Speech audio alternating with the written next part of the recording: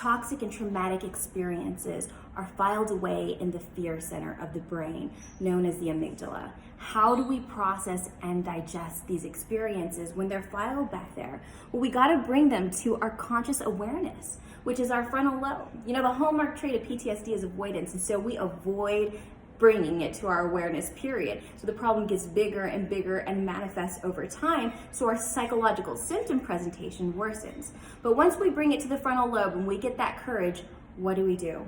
You know, when all we see in that trauma is our pain and our suffering, we're stuck with our blinders on. We can't see how God is working in our lives. You know, we know the bottom line up front: if it's not love, it's not God. He's not responsible for the bad in your life, responsible for the toxic experiences. But when we're able to see that no one's immune to the suffering of the world, just like Jesus, we can dissect that memory and see where God was, how he parted the Red Sea for us in the midst of that crisis, all the divine connections he put in our way, right? And also how he used us as vessels during our time of suffering. So from this multiple perspective advantage, because of that wonderful frontal lobe of ours, we're able to change the substrates of the memories, the physical substrates, all the way down to the baby neurons and the baby neurons' DNA.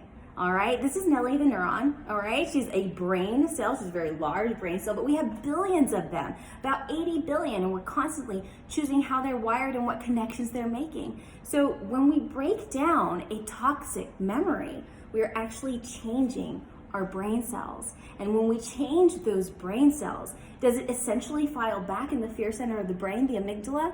No, because we're able to pull the poison out of the memory and see that God was loving, God made a way, that people are selfish and do bad things, and we're always going to have free will, right? But when we're able to see it that way, then we take that memory, we reconstruct it from the physical substrates, even to the DNA, to the molecular level, all that electromagnetic chemical chaos is creating. We stop it, we hush it, we bring peace to it. And then we file it back into the hippocampus, which is the regular long-term memory.